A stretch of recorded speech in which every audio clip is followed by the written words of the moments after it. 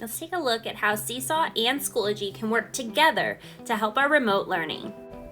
As an educator, it's possible that you may have some kids that are working in Seesaw, and you may want to have them share some of the things they've created to Schoology. If you want your learners to be able to share some of the work that they've done using the interactive tools within Seesaw, first, as an educator, you must turn a setting on that allows them to edit their work. To do this, in my educator account, I'm going to go ahead and tap on the wrench. Next, I'm going to scroll down to the option Enable Item Editing. Make sure that that is toggled on. Once that's turned on, you'll notice that any of your learners who log in should have a little 3-dot ellipsis at the end of each of their submissions. What that will allow learners to do is to tap on the ellipsis next to the thing that they need to share and go to Share or Save. I'm modeling this in my educator account, but because I turned that setting on, my learners will have this ellipsis too. So I tap on Share or Save.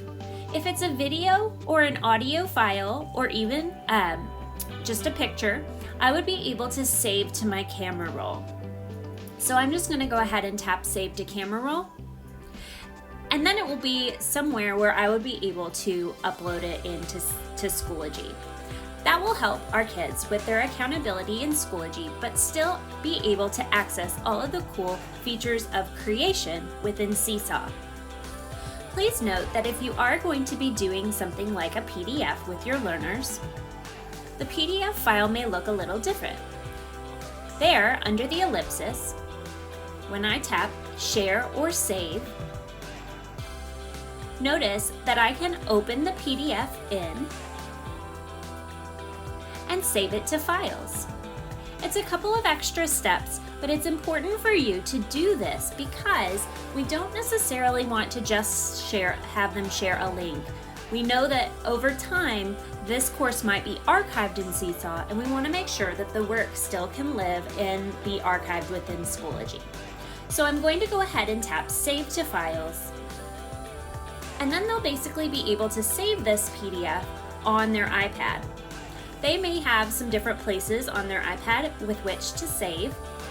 It's just important that we have them remember where they saved it. We'll have a learner video for this as well. But for example, I might save this PDF in my Pages folder because that's where I usually save my PDFs. And I'm going to tap Save. Now it's in the Files app for them to upload to Schoology.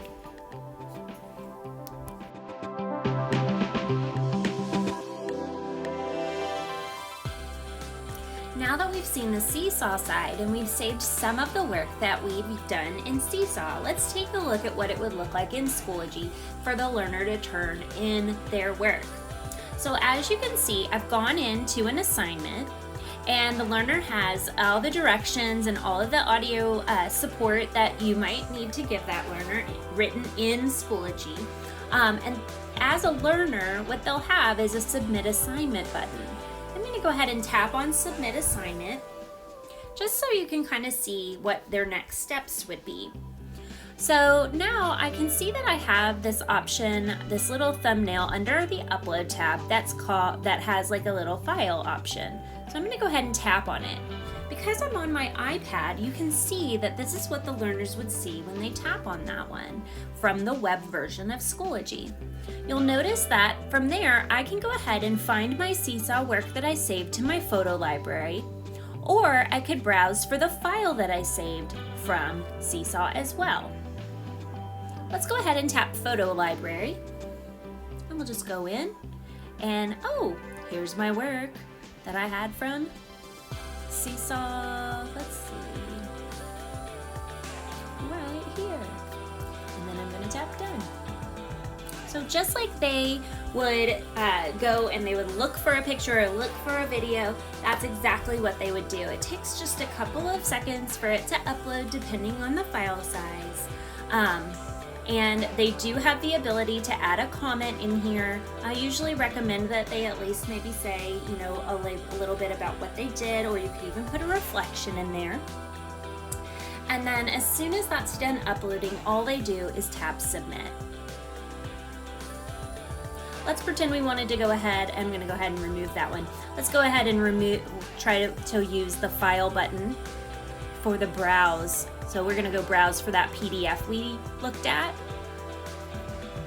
Okay, and then this is where in files they can use the search to try to find that file, but also it kind of is important that they kind of remember where they saved it.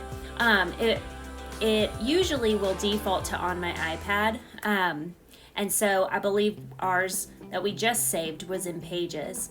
They won't have as much in their Files app as I do. So you can kind of take a little deep breath in that. Notice that here's that PDF that I saved from Seesaw, and I'm just gonna tap on it, and just like it did before, it's going to go ahead and upload as my little submission. And then again, I can add a comment, and then I can tap submit. If this long file size, long file name bothers you, they can also edit the details of that depending on how much you need. It will automatically show that this learner submitted it, so it's not like they have to put their name on it or anything like that. And then they just tap submit. Okay. You as an educator will then see all of their submissions on the right side of the assignment, and you'll be able to give them feedback directly here in Schoology.